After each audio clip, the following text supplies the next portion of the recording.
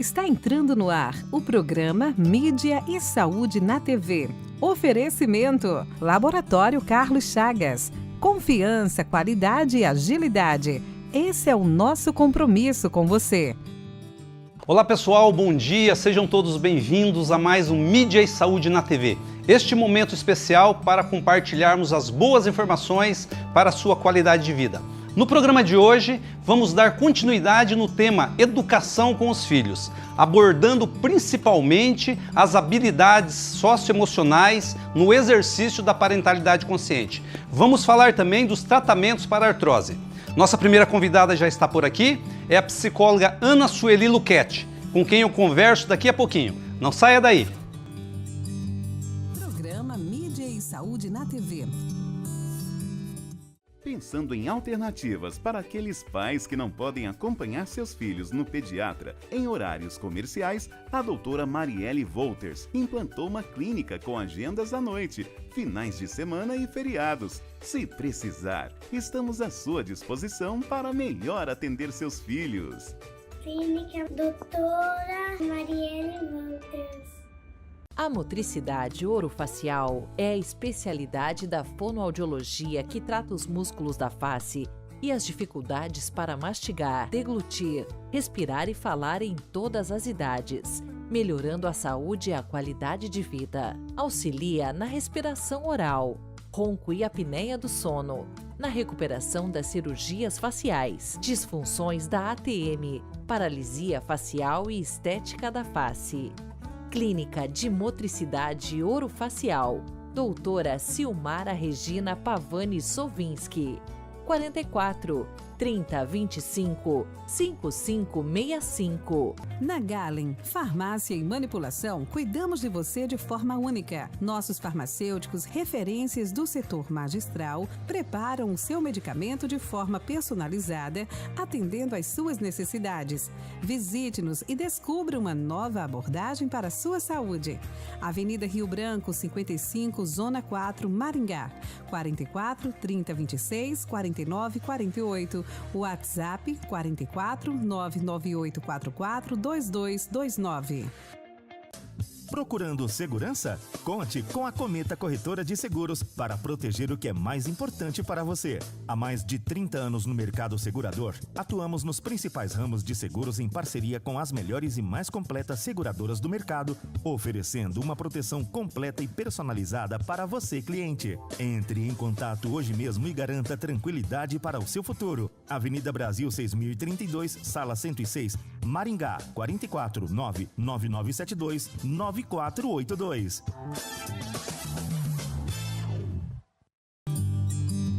Programa Mídia e Saúde na TV. Pessoal, já de volta aqui com Mídia e Saúde na TV e também com a nossa primeira entrevistada de hoje.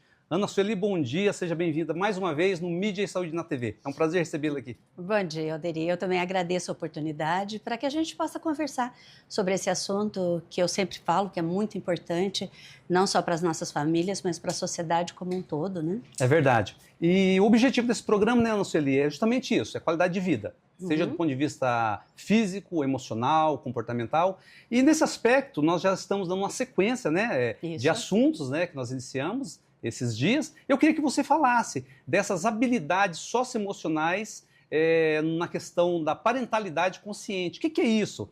Para quem está do outro lado entender em detalhes, né? Isso. Então, as habilidades socioemocionais, Alderi, são competências, são capacidades, né, que todos nós devemos desenvolver, porque permeiam todas as relações, né? Porque através dessas competências, né, dessas habilidades, é que eu vou poder gerenciar melhor as minhas emoções. Então, portanto, eu vou me relacionar melhor, eu vou administrar melhor os conflitos do dia a dia.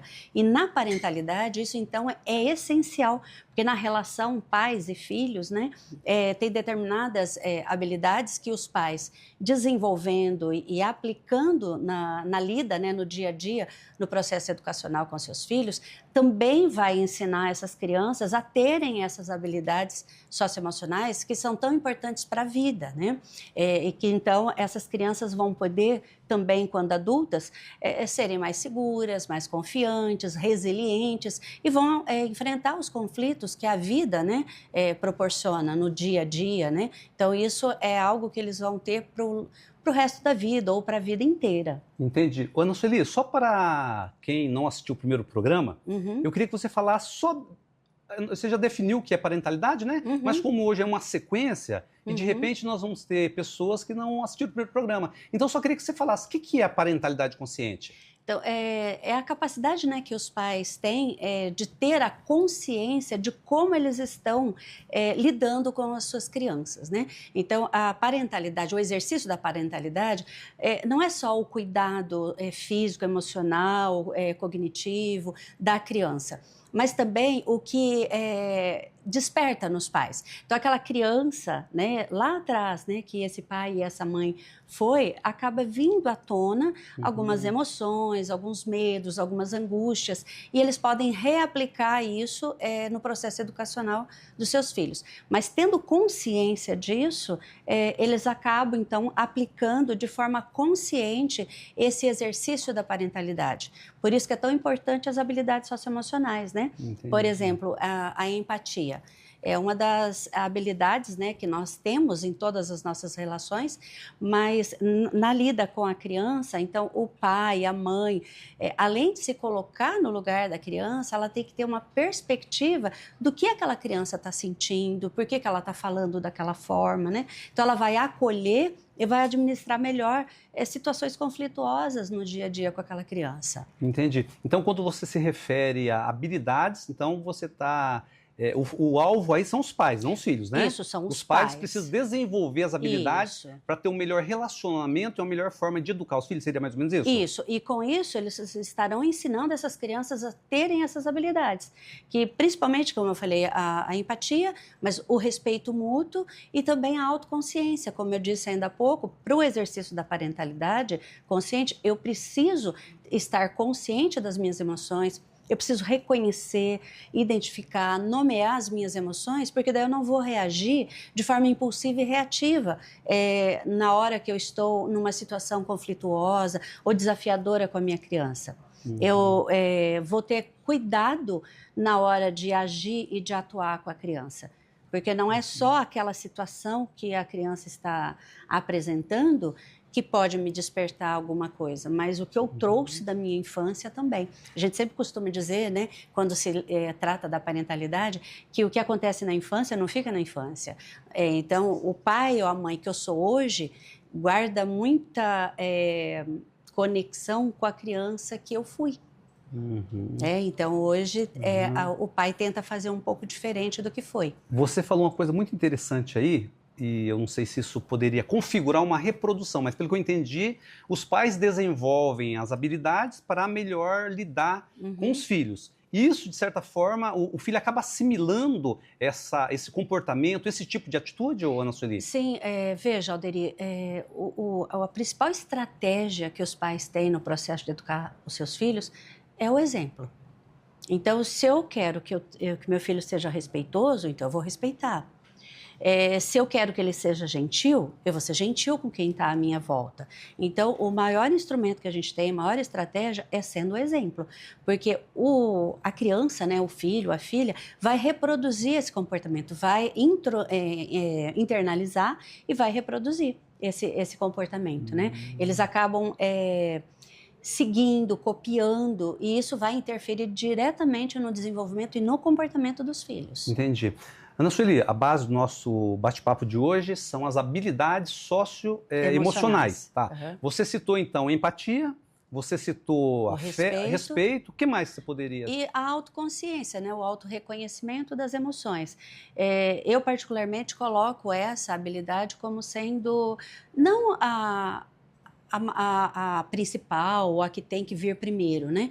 Mas eu acredito que sem ela desenvolvida, a gente não consegue as outras, né? Que é o respeito mútuo e a empatia, que esses são os pilares para atuar, né, na parentalidade consciente. Então, se eu presto atenção, se eu consigo identificar as minhas emoções, automaticamente eu vou ter um maior controle daquela emoção. Vamos imaginar, a criança está ali desregulada emocionalmente, está fazendo uma birra. E eu estou frustrada, já cheguei do meu trabalho cansada, frustrada. Então, eu tenho esse reconhecimento em mim. Então, eu vou ter mais paciência, eu vou ter mais empatia com a criança na hora de lidar com esse momento tão desafiador.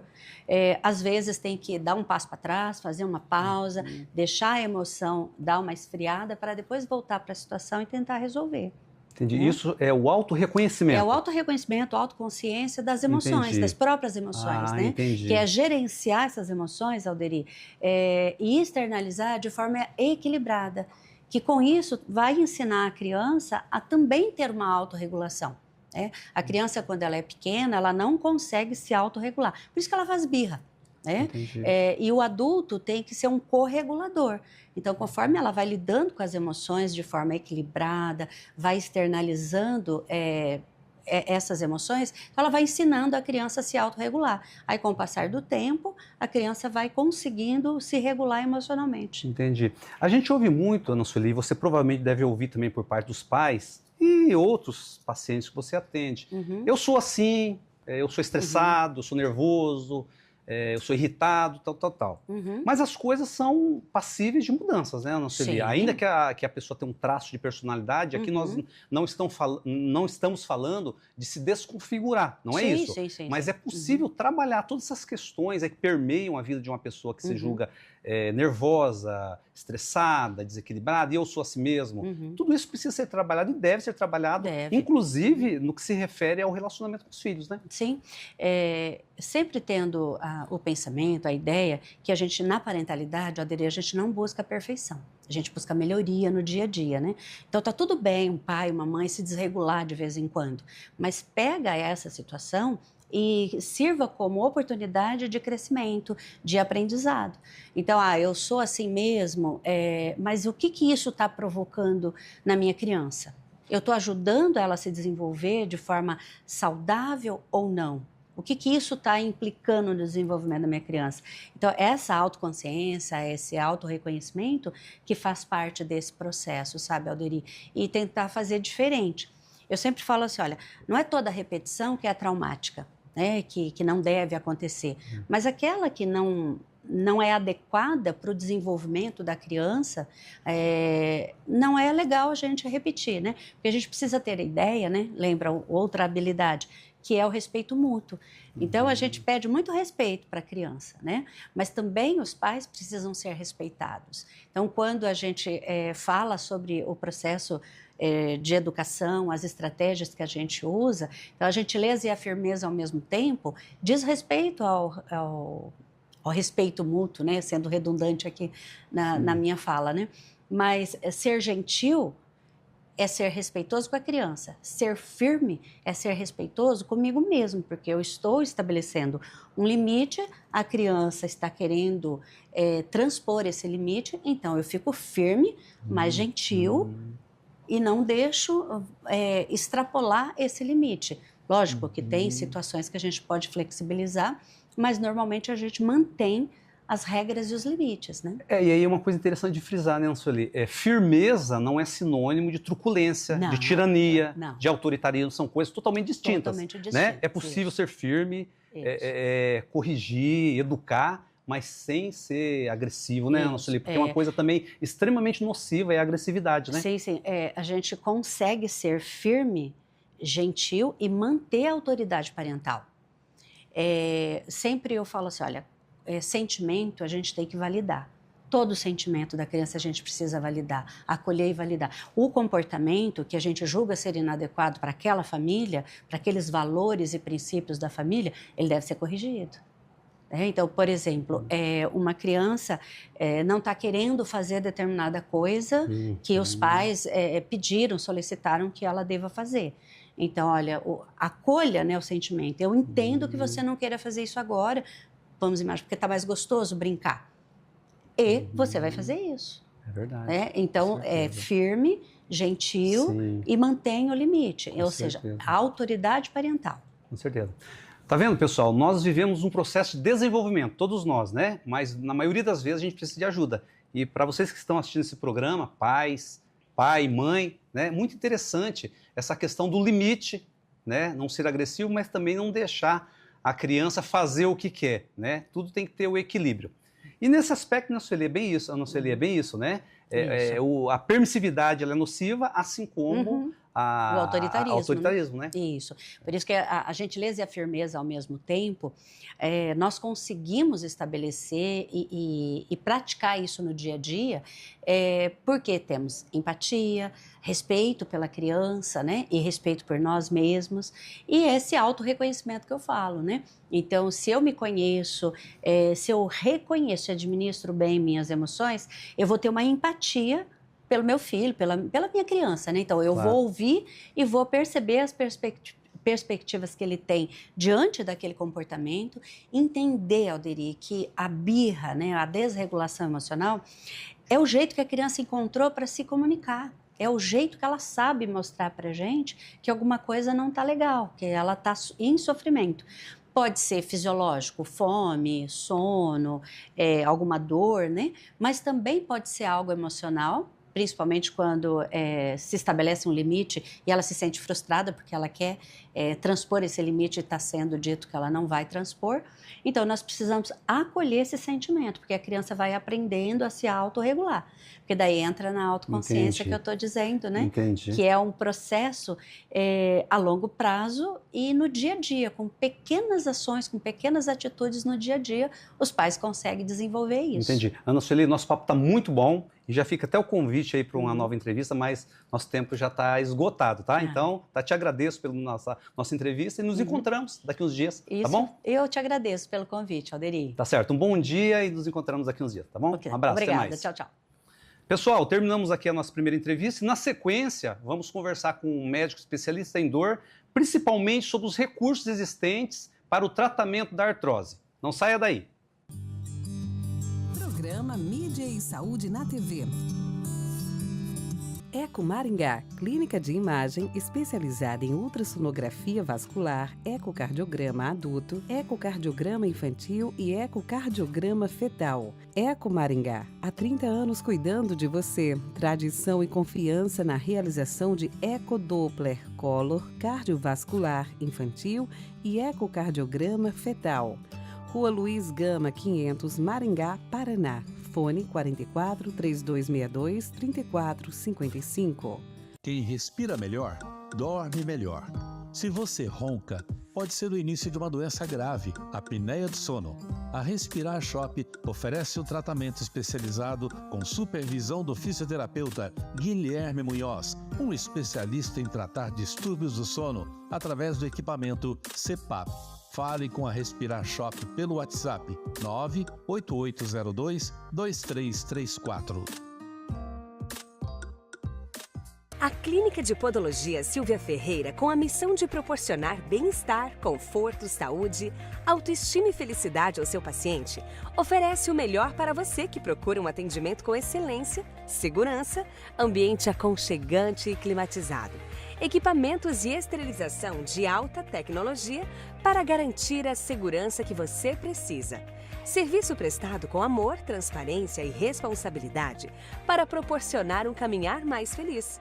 Clínica de Podologia Silvia Ferreira, 44 99774 5657, Rua Santos Dumont, 1976, Maringá. Você sabia que boa parte das tonturas, vertigens e desequilíbrios corporal pode ser tratada através da fisioterapia? Através de exercícios personalizados e individualizados ou algumas vezes através de manobras de reposicionamento de cristais que se deslocaram dos canais, o labirinto. Procure a fisioterapia especializada. Ellen Matsumoto Meneghetti, Fisioterapia Vestibular, 44 99923 0000. Programa Mídia e Saúde na TV. Pessoal, nesse segundo bloco, nós vamos conversar com o médico especialista em dor Orlando Collado sobre os recursos que existem no tratamento da artrose. Doutor Orlando, bom dia, seja bem-vindo mais uma vez ao Mídia e Saúde na TV, é um prazer recebê-lo aqui. Bom dia. E essa doença, doutor, ela atinge várias partes do corpo, né? O que é exatamente que a artrose causa? A artrose é a degeneração das articulações. As articulações são formadas por várias estruturas, inclusive cartilagem cobrindo a articulação. Por exemplo, o joelho tem o fêmur coberto com cartilagem. No final do fêmur, o fêmur tem uma junção com a tíbia, que é coberta com cartilagem também. Esse espaço é a articulação. Tem cartilagem, no joelho tem os meniscos, ligamentos, tendões, tudo isso faz parte da articulação. Quando você tem um envelhecimento da articulação, você tem a artrose, que cursa com dor, perda de função. Às vezes o paciente não consegue caminhar por causa da artrose. Mas pode acometer também tornozelo, quadris, ombros, coluna cervical, torácica, lombar. Tudo que tem articulação pode ter artrose. Entendi. Então, na verdade, é um desgaste da cartilagem, é isso? É um desgaste, perda da cartilagem. Ela pode envelhecer, atrofiar, ou ela pode criar erosões. E as causas são diversas. Genética, tem gente que tem artrose com 40 anos e tem gente com 90, não tem. Então a genética é muito importante. Hábitos, tem paciente que fala assim, eu fui atleta a vida toda, eu não podia ter isso. É o contrário, às vezes tem chance maior de ter. Por quê? Por causa do impacto. Tudo que você gera um impacto nas articulações, por exemplo, corrida, gera impacto. Isso agride a cartilagem e ela pode degenerar, perder cartilagem e aí, às vezes, fica o osso exposto, porque a cartilagem cobre o osso e isso causa dor. Seria uma espécie de um amortecedor, alguma coisa que impede ali o atrito de osso com osso? Seria mais ou menos isso? Não. A cartilagem, ela tem a função de recobrir o osso. E outra função, ela produz o líquido que lubrifica a articulação. Tem a sinóvia por fora e a cápsula também, que junto à cartilagem, que produz esse líquido sinovial, que é o mesmo líquido que desenvolveram há pouco tempo o ácido hialurônico para injetar nas cartilagens, que estão com dor, artrose, porque esse ácido hialurônico faz o papel da sinóvia, do líquido sinovial. Se o exercício, o alto impacto, ele pode desencadear o problema, significa que pode potencializar também, ou seja, a pessoa que já é portadora da doença, se ele continua praticando exercício de alto impacto, então quer dizer que pode acelerar o processo da doença? Normalmente, o paciente que já tem artrose abandona o esporte, porque ele não consegue, dói muito. Então, o paciente começa a exercer, por exemplo, a corrida. É muito comum, né? Gente que gosta de correr. E o paciente não consegue mais correr, porque dói. Se tiver artrose nos joelhos, dói nos quadris e chega uma hora que o paciente fica incapacitado, não consegue mais nem andar. Tem que partir para a prótese quando a artrose é muito avançada. chega uma hora que não tem mais o que fazer. Passou por todos os processos, não melhorou, vai para a prótese. Doutor, a artrose pode, como você disse, pode atingir vários órgãos, né? Agora, várias articulações. Várias articulações, tá. Agora, como que é o processo para diagnosticar, considerando que tem problemas que geram dor também, tanto no joelho, como na coluna, enfim, e outras partes do corpo. Como que se faz o diagnóstico de uma forma precisa para constatar que realmente trata-se da artrose? Sua pergunta é muito pertinente, porque às vezes a lesão de menisco causa dor, não é artrose.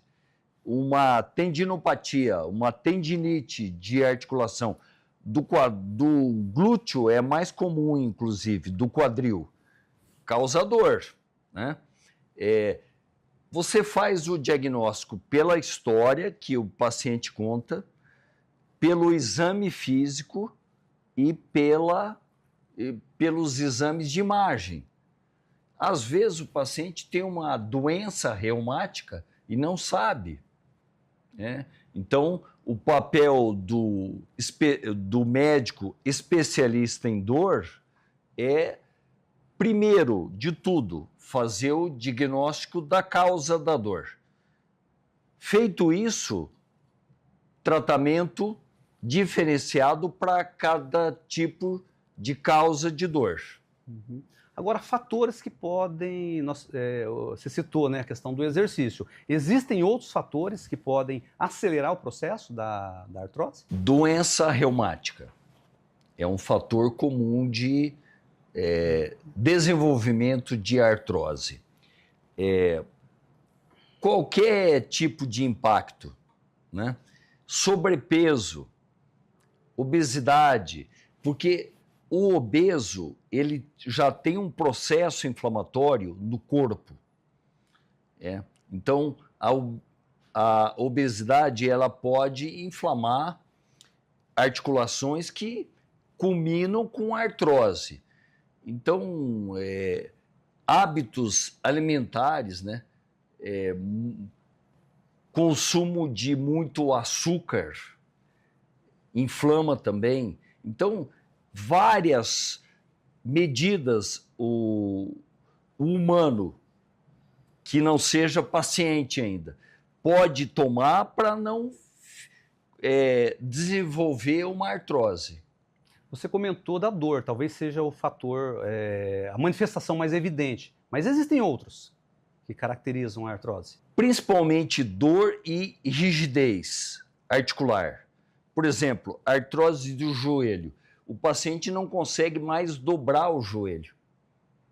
E acompanhado de dor, edema, aumento de temperatura, tudo isso caracteriza uma inflamação que pode ser derivado de uma artrose.